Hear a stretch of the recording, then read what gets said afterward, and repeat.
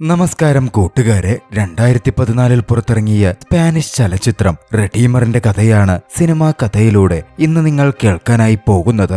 വളരെയധികം വിശ്വാസിയായി മാറിയിട്ടുള്ള ഒരു പഴയ അസാസിനായിട്ടുള്ള വ്യക്തി, അയാളിപ്പോൾ തന്റെ ജീവിതം തന്നെ പണയം വെച്ച് പഴയ തെറ്റുകൾക്ക് പശ്ചാത്താപം ലഭിക്കുവാൻ ശ്രമിച്ചുകൊണ്ടിരിക്കുകയാണ്. അയാളുടെ പ്രവൃത്തികൾ എന്തൊക്കെയായിരിക്കും, വലിയ കുറ്റവാളികളുമായി അയാൾ ഏറ്റുമുട്ടപ്പെടേണ്ടി വരുമ്പോൾ പിന്നീട് എന്ത് സംഭവിക്കും എന്നതൊക്കെയാണ് റെഡീമർ എന്ന ചലച്ചിത്രത്തിന്റെ കഥ. വിശദമായ കഥയിലേക്ക് പോകുന്നതിന് മുമ്പ് സിനിമാ കഥകൾ കേൾക്കാൻ ഇഷ്ടപ്പെടുന്ന പുതിയ കൂട്ടുകാരുണ്ടെങ്കിൽ നമ്മുടെ ചാനൽ ഒന്ന് സബ്സ്ക്രൈബ് ചെയ്യണേ. കഴിയുമെങ്കിൽ കമന്റ് ചെയ്യുകയും ലൈക്ക് ചെയ്യുകയും ചെയ്യൂ. റെഡീമർ ആരംഭിക്കുന്നത് നിക്കി പാർഡോ എന്ന യുവാവിനെ മറ്റൊരാൾ കൊലപ്പെടുത്താൻ ശ്രമിക്കുന്ന ദൃശ്യങ്ങളോടെയാണ്. മരുഭൂമിക്ക് നടുവിൽ ജീവച്ഛവമായി അയാൾ ഉപേക്ഷിച്ച് സ്വയം വെടിവെച്ച് ചാകുവാൻ തന്റെ ഗണ്ണും ഇട്ടുകൊടുത്ത് അയാൾ അവിടെ നിന്ന് പോകുവാണ്. പെട്ടെന്ന് ആ കാഴ്ച സ്വപ്നമായി കണ്ട് നിക്കി ഞെട്ടിയെഴുന്നേൽക്കുന്നു. നിക്കി പാർഡോയുടെ ജീവിതത്തിൽ തന്നെ മുമ്പ് നടന്ന ഒരു സംഭവത്തിന്റെ ഓർമ്മകളായിരുന്നു അവനെ അസ്വസ്ഥപ്പെടുത്തിയിരുന്നത്. പള്ളിയിലെത്തുമ്പോൾ അഗസ്റ്റിൻ എന്നൊരു വ്യക്തി അവിടെ മുട്ടിപ്പായി പ്രാർത്ഥിക്കുന്നുണ്ട്. പാർഡോ പതിവ് പോലെ തന്റെ പ്രാർത്ഥന നടത്തി തിരികെ വീട്ടിലേക്കെത്തി. ശേഷം സ്ഥിരമായി പ്രാക്ടീസ് ചെയ്യുന്ന റഷ്യൻ റൂലെറ്റിന് മുതിർന്നു. ഏറ്റവും അപകടകരമായ ഒരു കാര്യമാണ് റഷ്യൻ റൂലെറ്റ്. അതായത് പ്രാർത്ഥിച്ചുകൊണ്ട് ഒരു പിസ്റ്റളിൽ ഒരു ബുള്ളറ്റ് മാത്രമിട്ട് അത് കറക്കി തലയ്ക്ക് നേരെ വെച്ച് വെടിയുതിർക്കും. ജീവൻ തിരിച്ചു കിട്ടിയാൽ ദൈവം തനിക്ക് പശ്ചാത്തപിക്കാൻ ഒരവസരം കൂടി നൽകിയിരിക്കുന്നു, ഇല്ലെങ്കിൽ ദൈവം തന്നെ സ്വീകരിച്ചു എന്നാണ് വിശ്വാസം. അന്നും പാർഡോ റഷ്യൻ റൂലറ്റ് ചെയ്യുകയാണ്. പതിവ് പോലെ അന്നും അവന്റെ അവസാനമായിരുന്നില്ല. പിന്നീടെന്ന് നഗരത്തിലെ മറ്റൊരിടത്തേക്ക് പാർഡോ എത്തിച്ചേരുകയാണ്. അവിടെ കുറച്ച് ആളുകൾ ചേർന്ന് സംഘം ചേർന്ന ഒരു പെൺകുട്ടിയെ പീഡിപ്പിക്കാൻ ശ്രമിക്കുകയായിരുന്നു. സ്ഥിരം ക്രിമിനൽസ് ആണ് അവർ. പാർഡോ അങ്ങോട്ടേക്ക് ചെന്ന് അവരുമായി ഏറ്റുമുട്ടി.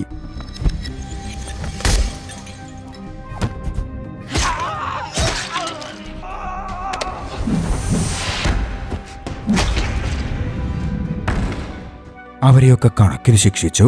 അവരോട് പശ്ചാത്തപിച്ച് മടങ്ങുവാൻ പറഞ്ഞു, ഇല്ലെങ്കിൽ മരിച്ചേക്കാനും ഒരു ഓപ്ഷൻ അവർക്ക് മുമ്പിലേക്ക് വെച്ചു. ശേഷം അവരിൽ നിന്നും കളക്ട് ചെയ്ത ആയുധങ്ങളുമായി പാർഡോ നേരെ പോയത് ചർച്ചിലേക്കായിരുന്നു. ദൈവത്തിനു മുമ്പിൽ അതവൻ സമർപ്പിച്ചു. അതുകൊണ്ട് റെഡീമർ എന്ന പേര് തന്നെ ജനങ്ങൾക്കിടയിൽ പാർഡോയ്ക്ക് വന്നു ചേർന്നിരുന്നു. ഒരു ദിവസം പാർഡോ പതിവ് പോലെ ചർച്ചിലെത്തുമ്പോൾ വളരെ വിചിത്രമായൊരു കാഴ്ച അയാൾ കാണുകയാണ്. ആ ഗ്രാമത്തിലുള്ള അഗസ്റ്റിൻ എന്നൊരാൾ പള്ളിയിൽ എന്തോ മറച്ചുവെക്കുന്നു. ശേഷം പാനിക്കായി പുറത്തേക്ക് പോകുന്നു. പാർഡോ അയാളെ പിന്തുടർന്നു. പാർഡോ എത്തിച്ചേർന്നത് ഹാർബറിലേക്കായിരുന്നു. അവിടെ വെച്ച് അഗസ്റ്റിൻ എന്ന ആ വ്യക്തിയെ 4 പേർ വന്ന് വളയുകയാണ്. ബാഗ് നിറച്ചുമുള്ള പണം എവിടെ, അതെടുത്ത് നീ എന്തു ചെയ്തു എന്നൊക്കെ അയാളെ ചോദ്യം ചെയ്യുന്നു. അഗസ്റ്റിനാകട്ടെ തനിക്കറിയില്ലെന്ന് പറഞ്ഞ് ഒഴിഞ്ഞു മാറുന്നുണ്ട്. പക്ഷേ അഗസ്റ്റിനെ അവർ ഒരുപാട് ഉപദ്രവിക്കുന്നു. ഒടുവിൽ പാർഡോ ആയിരുന്നു അയാളെ രക്ഷപ്പെടുത്തുന്നത്. പാർഡോ അയാളെ അയാളുടെ ആവശ്യപ്രകാരം അയാളുടെ പരിചയക്കാരിയുടെ വീട്ടിലേക്ക് കൊണ്ടുപോവുകയാണ്. അന്റോണിയ എന്നായിരുന്നു അഗസ്റ്റിന്റെ പരിചയക്കാരിയുടെ പേര്. അവിടെ അന്റോണിയയുടെ മകനുമുണ്ട്. അഗസ്റ്റിന്റെ അവസ്ഥ കണ്ടതും അന്റോണിയ മകനോട് ആന്റിയുടെ വീട്ടിലേക്ക് പോവാൻ ആവശ്യപ്പെടുകയാണ്. അഗസ്റ്റിനെ തിരക്കി ആരെങ്കിലും അവിടെ വന്ന് ആക്രമണം നടത്തിയാൽ മകനൊന്നും പറ്റാതിരിക്കാൻ വേണ്ടിയായിരുന്നു അത്.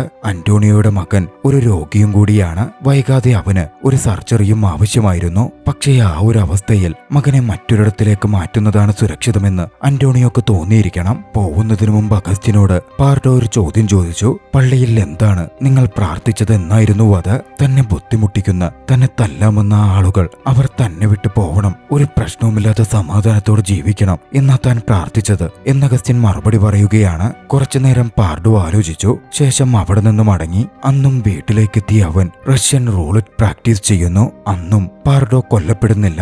അതോടെ ദൈവം അഗസ്റ്റിനു വേണ്ടി ചിലത് പ്രവർത്തിക്കാൻ തനിക്ക് അവസരം തരുന്നു എന്ന് പാർഡോ ഉറപ്പിക്കുകയാണ്. അടുത്ത ദിവസം പാർഡോ നേരെ ഹാർബറിലേക്ക് ചെന്നു. തലേ ദിവസം അഗസ്റ്റിനെ തല്ലിയവരെ വെല്ലുവിളിച്ചു. അവിടെ വലിയൊരു ഫൈറ്റ് തന്നെ ഉടലെടുക്കുകയാണ്. ഞെട്ടലോടെയും ഭയത്തോടെയും അഗസ്റ്റിനും മറഞ്ഞു നിന്ന് അതൊക്കെ കാണുന്നുണ്ടായിരുന്നു.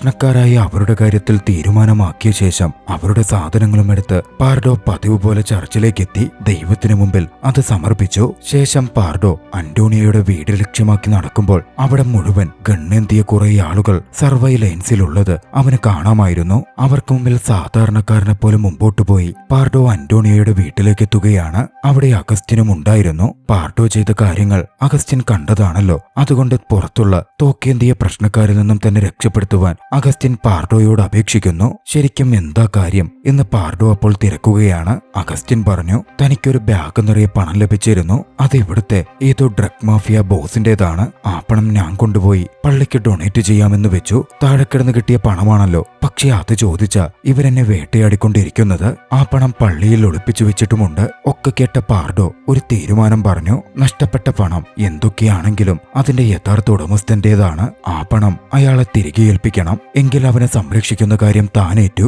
അഗസ്റ്റിൻ ആ പ്രപ്പോസലിന് സമ്മതിക്കുകയാണ്. പക്ഷേ അഗസ്റ്റിനും അന്റോണിയയും അവിടെ തുടർന്നാൽ അവരുടെ ജീവൻ തന്നെ അപകടത്തിലാകും എന്ന് പാർഡോയ്ക്ക് അറിയാമായിരുന്നു. അതുകൊണ്ട് പാർഡോ അവരെ രക്ഷപ്പെടുത്തി സുരക്ഷിതമായ ഒരു ഗുഹയ്ക്കകത്തേക്ക് കൊണ്ടുപോകുന്നു. ഒരു ബീച്ചിനോട് ചേർന്നുള്ള ഒരു ഗുഹയായിരുന്നു അത്. ശേഷം പാർഡോ അവിടെ നിന്നും മയക്കുമരുന്ന് ഡീലേഴ്സായ ഗ്യാങ്ങിന്റെ അടുത്തേക്ക് പോവുകയാണ്. അകത്തേക്ക് കടന്നു ചെന്ന അവർ അന്വേഷിക്കുന്ന പണത്തിന്റെ ബാഗ് അവർക്ക് താൻ ലഭ്യമാക്കാമെന്നും പക്ഷേ പ്രശ്നമുണ്ടാക്കാതെ ആ ടൗൺ തന്നെ വിട്ടവർ പോകണം എന്നും പാർഡോ ആവശ്യപ്പെടുന്നു. പക്ഷെ അവരുടെ ലീഡറായ പീഡ്ര അതിനൊരുക്കമായിരുന്നില്ല. എന്നിരുന്നാലും ആദ്യം ബാഗ് കിട്ടട്ടെ, എന്നിട്ട് ബാക്കി കാര്യങ്ങൾ സംസാരിക്കാം എന്ന് പീഡ്ര പറയുകയാണ്. പാഡ്രോ ആകട്ടെ അപ്പോഴേ ഗൺ പോയിന്റിലുമായിരുന്നു. പാഡ്രോ അതിന് സമ്മതിക്കുന്നു.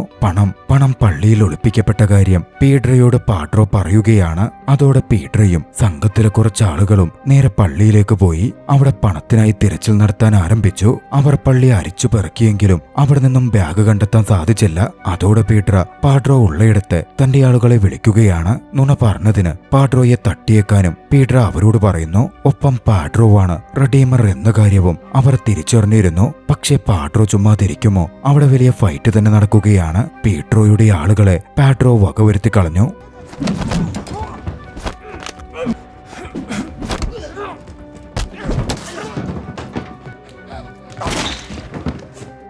പീഡ്രോ തിരികെ എത്തുമ്പോഴേക്കും പാഡ്രോ അവിടെ നിന്ന് പോവുകയും ചെയ്തു. തന്റെ ആളുകൾ കൊല്ലപ്പെട്ട് കിടക്കുന്ന കാഴ്ചയായിരുന്നു പീഡ്രോയ്ക്ക് കാണാൻ സാധിക്കുന്നതും. പീഡ്രോ നേരെ തന്റെ ബോസായ സ്റ്റീവ് ബ്രാഡോക്കിന്റെ അടുത്തേക്ക് പോകുന്നു. നടന്ന കാര്യങ്ങളും മറ്റും ബ്രാഡോക്കിനോട് പീഡ്രോ വിശദീകരിക്കുകയാണ്. അത് ചെയ്തത് റെഡീമറാണ് എന്നും വ്യക്തമാക്കുന്നു. സ്റ്റീവ് ബ്രാഡോക്കിന്റേതായിരുന്നു ആ ബാഗും അതിലുള്ള പണവും. പീഡ്രയുടെ ആളുകളെ വകവരുത്തിയ ശേഷം പാഡ്രോ പോയത് നേരെ ഗുഹയിലേക്കായിരുന്നു. അങ്ങോട്ടേക്ക് ചെന്ന് അവൻ കണ്ടത് ബാഗിലെ പണമെണ്ണിയിരിക്കുന്ന അഗസ്റ്റിനെയും അന്റോണിയെയുമാണ്. അത് കണ്ട് അവന് വിശ്വസിക്കാൻ സാധിച്ചില്ല. അവിടെ വെച്ചുള്ള സംസാരത്തിൽ നിന്നും അന്റോണിയോയുടെ മകന്റെ സർജറിക്ക് വേണ്ടി അഗസ്റ്റിൻ പണം അവൾക്ക് കൊടുക്കുകയായിരുന്നു എന്ന് പാഡ്രോ മനസ്സിലാക്കുന്നു. പക്ഷേ ബാഗും പണവും അതിന്റെ യഥാർത്ഥ ഉടമസ്ഥന് അവകാശപ്പെട്ടതാണ് എന്ന് പാഡ്രോയുടെ തീരുമാനത്തിൽ മാറ്റമുണ്ടായിരുന്നില്ല. അവർ എതിർത്തെങ്കിലും ആന്റോണിയോയുടെ കയ്യിൽ നിന്നും ബാഗ് വാങ്ങി പാഡ്രോ അവിടെ നിന്ന് പോവുകയാണ്. പീഡ്രയ്ക്ക് ആ ബാഗ് കൊടുത്ത് പ്രശ്നങ്ങളൊക്കെ ഇല്ലാതാക്കി അവരെ പറഞ്ഞയക്കണം എന്നവൻ തീരുമാനിച്ചിരുന്നു. പക്ഷേ യാത്രാമധ്യേ അവൻ തന്റെ പഴയകാലത്തെ പറ്റി ഓർക്കുന്നു, തന്റെ കുടുംബത്തെ പറ്റി. എന്തായാലും ആ പണം മയക്കുമരുന്ന് വിറ്റും മറ്റും ഉണ്ടാക്കിയതായിരിക്കും. നല്ലൊരു കാര്യത്തിന് അത് ഉപയോഗിക്കപ്പെടുന്നത് ശരിയാണെങ്കിൽ അത് നല്ലതാണല്ലോ എന്ന് പാഡ്രോ ചിന്തിക്കുകയാണ്. പണമടങ്ങിയ ബാഗുമായി പീഡ്രയുടെ അടുത്തേക്ക് പോവാതെ അവൻ തിരികെ വരുന്നു. ശേഷം പണം അന്റോണിയോയെ ഏൽപ്പിക്കുന്നു. താൻ ചെയ്യുന്നത് ശരിയാണോ എന്നും മയക്കുമരുന്ന് സംഘത്തെ മൊത്തമായി ഇല്ലാതാക്കണോ എന്നും ചിന്തിച്ച പാർഡോ ആദ്യഘട്ടത്തിൽ റഷ്യൻ റൂളറ്റ് വഴി ദൈവത്തോട് അനുവാദം ചോദിക്കുകയാണ്. അന്നും അയാൾ കൊല്ലപ്പെട്ടില്ല. പശ്ചാത്തപിക്കാനുള്ള അടുത്ത അവസരം മയക്കുമരുന്ന് സംഘത്തെ ഇല്ലാതാക്കലാണ് എന്ന് പാർഡോ സ്വന്തം തിരിച്ചറിയുന്നു. ശേഷം പാർഡോ മയക്കുമരുന്ന് സംഘത്തെ നിരീക്ഷിക്കാൻ ആരംഭിക്കുകയാണ്. ഒരു ദിവസം മയക്കുമരുന്ന് കടത്തുന്ന ഒരു വണ്ടിയെ ഫോളോ ചെയ്ത് അവൻ ഒരിടത്തേക്കും എത്തിച്ചേരുന്നു. കുറച്ച് ദൂരെ നിന്നും അവിടെ നടക്കുന്ന കാര്യങ്ങൾ പാർഡോ നോക്കിക്കാണാൻ തുടങ്ങി. ഗോഡൌണിലേക്ക് വന്ന കാറുകൾ അവിടം വിട്ട് പോവാൻ തുടങ്ങിയതും പാർഡോ വീണ്ടും അതിനെ ഫോളോ ചെയ്യാൻ ആരംഭിച്ചു. പക്ഷേ അത് നീണ്ടത് ഒരു ട്രാപ്പിലേക്കായിരുന്നു. പാർഡോ പിന്തുടരുന്നത് അവർ തിരിച്ചറിഞ്ഞിരുന്നു. പാർഡോയുടെ കാറിന് നേരെ ഷൂട്ടൌട്ട് നടന്നു.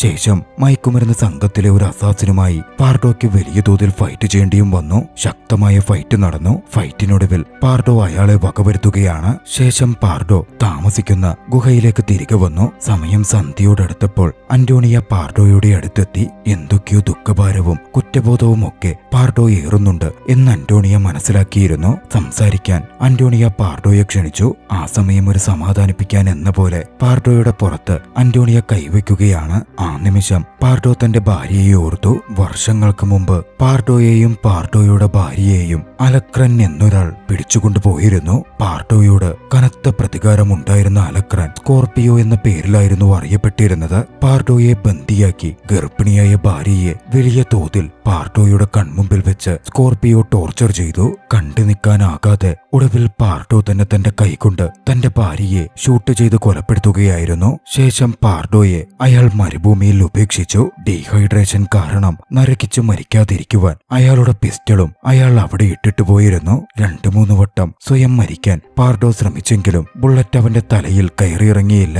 അന്നു മുതലായിരുന്നു പാർഡോ ഒക്കെയും വിട്ട് ദൈവത്തിലേക്ക് പശ്ചാത്തപിച്ച് മടങ്ങി മറ്റൊരു മനുഷ്യനായി ജീവിക്കാൻ ആരംഭിച്ചത്. കഥ പ്രസന്റിലേക്ക് തിരികെ വരുന്നു. അടുത്ത ദിവസം പാർഡോ മയക്കുമരുന്ന് സംഘത്തിന്റെ അടുത്തേക്ക് പോയി. ഇതേ സമയം കേവിലാകട്ടെ അഗസ്റ്റിനും അന്റോണിയോയും അവിടെ നിന്ന് രക്ഷപ്പെട്ടു പോകുവാൻ തീരുമാനിച്ചിരുന്നു. അതിന് അഗസ്റ്റിന്റെ ബോട്ട് എടുക്കണം. പക്ഷേ അതുള്ളതാകട്ടെ ഹാർബറിലുമാണ്. അവിടെ മയക്കുമരുന്ന് സംഘത്തിലെ ആളുകൾ ഉണ്ടാവുകയും ചെയ്യും. ഡൈവിംഗ് എക്യുപ്മെന്റ്സ് ഒക്കെ ധരിച്ച് വെള്ളത്തിനടിയിലൂടെ ചെന്ന് ബോട്ടെടുക്കാൻ അഗസ്റ്റിൻ തീരുമാനിച്ചു. പക്ഷേ നിർഭാഗ്യവശാൽ അഗസ്റ്റിൻ അത്തരത്തിൽ ചെന്ന് ബോട്ടെടുക്കുമ്പോഴേക്കും അവിടെ ഉണ്ടായിരുന്ന മയക്കുമരുന്ന് സംഘത്തിലെ ആളുകൾ അഗസ്റ്റിനെ കാണുകയാണ്. അയാൾ തിരികെ നീന്തി കരയിലേക്ക് കയറുമ്പോ അവിടെ അഗസ്റ്റിനെയും പ്രതീക്ഷിച്ച് സ്കോർപിയോ നിൽക്കുന്നുണ്ടായിരുന്നു.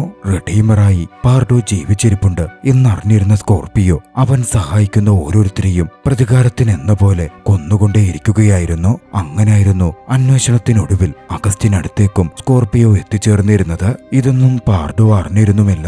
പാർഡോ നേരെ മയക്കുമരുന്ന് സംഘത്തിന്റെ ഗോഡൌണിലേക്ക് നടന്നു കയറി. അവിടെ ഷൂട്ടൌട്ടും ഏറ്റുമുട്ടലും ആരംഭിച്ചു. അവിടെ വെച്ച് പാട്രോയും പീട്രിയും തമ്മിൽ വീണ്ടും വലിയൊരു ഫൈറ്റ് സംഭവിക്കുകയാണ്.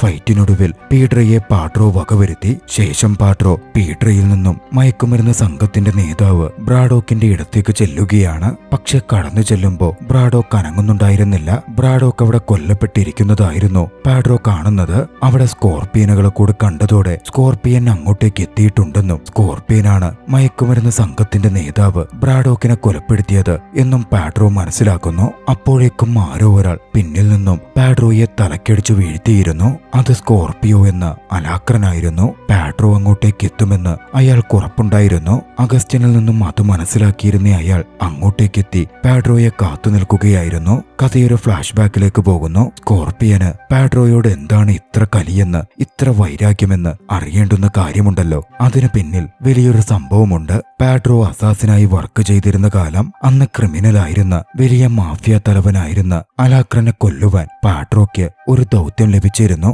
പാട്രോ അതിനായി അലാക്രന്റെ വീട്ടിലേക്കെത്തി. അവിടെ ആ സമയം അയാളുടെ മകനും ഉണ്ടായിരുന്നു. പാട്രോ അലാക്രനെ കൊല്ലാൻ പോയപ്പോഴേക്കും അലാക്രൻ പാട്രോയുടെ സാന്നിധ്യം മനസ്സിലാക്കുകയും പാട്രോയുമായി വലിയൊരു ഫൈറ്റ് സംഭവിക്കുകയും ചെയ്തു. ശക്തനായ അലാക്രന്റെ സ്കോർപിയോയുടെ മുമ്പിൽ പിടിച്ചു നിൽക്കൽ പാട്രോയ്ക്ക് എളുപ്പമായിരുന്നില്ല. ഒരു ഘട്ടത്തിൽ പാട്രോ അലാക്രനെ തള്ളിമാറ്റി തോക്കെടുത്ത് വെടിവെക്കാൻ ഒരുങ്ങിയതും പെട്ടെന്നായിരുന്നു അതിനിടയിലേക്ക് അലാക്രന്റെ മകൻ ഓടിക്കയറിയത്. വെടിയുണ്ടയേറ്റ് അലാക്രന്റെ മുമ്പിൽ വെച്ച് അയാളുടെ മകൻ കൊല്ലപ്പെട്ടു. അത് അയാളുടെ നില തന്നെ തകർത്തിരുന്നു. തന്റെ മകന്റെ കൊലപാതകിയായ പാട്രോയെ പരമാവധി ടോർച്ചർ ചെയ്യണം എന്നായിരുന്നു പിന്നീട് അയാൾക്ക് തോന്നിയത്. അതിന്റെ പേരിലായിരുന്നു അയാൾ പാട്രോയെയും അവന്റെ ഭാര്യയെയും പിടിച്ച് അവന്റെ കൺമുമ്പിൽ വെച്ച് തന്നെ ഭാര്യയെ ക്രൂരമായി ഉപദ്രവിച്ചതും പാട്രോയെ കൊണ്ട് തന്നെ കൊല ചെയ്യിച്ചതും. ശേഷം പാട്രോയെ ചാവാനായി മരുഭൂമിയിൽ ഉപേക്ഷിച്ചെങ്കിലും പാട്രോ ജീവിക്കുകയായിരുന്നു. ഇപ്പോൾ പാട്രോ വീണ്ടും ജീവിച്ചിരിക്കുന്നു എന്ന് തിരിച്ചറിഞ്ഞ് കൊല്ലാനായി അലാക്രൻ എന്ന സ്കോർപിയോ തിരികെ എത്തിയിരിക്കുകയാണ്. ബോധം തെളിയുമ്പോൾ പാഡ്രോ പള്ളിക്ക് മുമ്പിലായിരുന്നു. പാഡ്രോ സഹായിച്ച അഗസ്റ്റിനും അന്റോണിയോയും അവിടെ ബന്ദികളായി നിൽക്കുന്നുണ്ട്. പാഡ്രോ സഹായിക്കുന്നവരെ കൊല്ലുന്നതിൽ അലക്രാൻ സന്തോഷം കണ്ടിരുന്നു. അതുകൊണ്ട് തന്നെ പാഡ്രോയുടെ മുമ്പിൽ വെച്ച് അഗസ്റ്റിനോട് സ്വയം വെടിവെച്ച് മരിക്കാൻ അലാക്രൻ ആവശ്യപ്പെടുകയാണ്. അന്റോണിയോ ഭയന്ന് അലറി വിളിച്ചു. ഒട്ടും മടിക്കാതെ അലാക്രൻ അവളുടെ കാലിലേക്ക് ഉടനൊരു വെടിയുതിർത്തു. അലാക്രൻ ഒരു നിമിഷം പാഡ്രോയുടെ നേരെ തിരിഞ്ഞതും അന്റോണിയോ അലാക്രന് നേരെ വെടിയുതിർക്കാൻ തോക്ക് നീട്ടി. പക്ഷേ അലാക്രൻ അത് ശ്രദ്ധിച്ചിരുന്നു. നൊടിയിടയിൽ അയാൾ അഗസ്റ്റിനെ വെടിവെച്ചു കൊന്നു. അടുത്തത് അന്റോണിയോയുടെ ഊഴമായിരുന്നു. അലാക്രൻ അന്റോണിയോയോടും സ്വയം വെടിയുതിർത്ത് മരിക്കാൻ പറഞ്ഞു. അന്റോണിയോ ഭയന്നിരുന്നു. അവൾ തോക്ക് തന്റെ തലയ്ക്ക് നേരെ ചൂണ്ടി. ഈ സമയം അന്റോണിയോ പാഡ്രോയുടെ നേരെ തിരിഞ്ഞു. അന്റോണിയോ സ്വന്തം തലയിൽ ഗണ്ണ് ചൂണ്ടുന്നത് കണ്ടതും പാഡ്രോ ഓർത്തത് തന്റെ ഭാര്യയായിരുന്നു. അന്റോണിയോ സ്കോർപിയൻ അഥവാ അലക്രാന്റെ നേരെ തോക്ക് ചൂണ്ടിയതും അലക്രാൻ തിരികെ അന്റോണിയോയെ വെടിവെക്കാൻ തോക്ക് നീട്ടിച്ചെന്നു. കൃത്യമായ തക്കത്തിൽ പാഡ്രോ ചാടി അന്റോണിയോയുടെ കയ്യിൽ ചവിട്ടി തോക്ക് തെറിപ്പിച്ചു. പിന്നെ അവിടെ അലാക്രാനും പാഡ്രോയും തമ്മിൽ ശക്തമായൊരു ഫൈറ്റ് ഇറങ്ങിയേറുകയായിരുന്നു. രണ്ടുപേരും കരുത്തുറ്റവരായതുകൊണ്ട് അത്രമേൽ ശക്തമായ ഫൈറ്റായിരുന്നു നടന്നത്. ഒടുവിൽ പാഡ്രോ അലക്രാനുമേൽ മേൽക്കൈ നേടുകയാണ്. മുട്ടുകുത്തി അലക്രാൻ താഴെ വീണെങ്കിലും പാഡ്രോ അലക്രാനെ കൊല്ലാൻ തയ്യാറായില്ല. അലക്രാൻ പണ്ട് പാഡ്രോയുടെ മുമ്പിലേക്കിട്ട്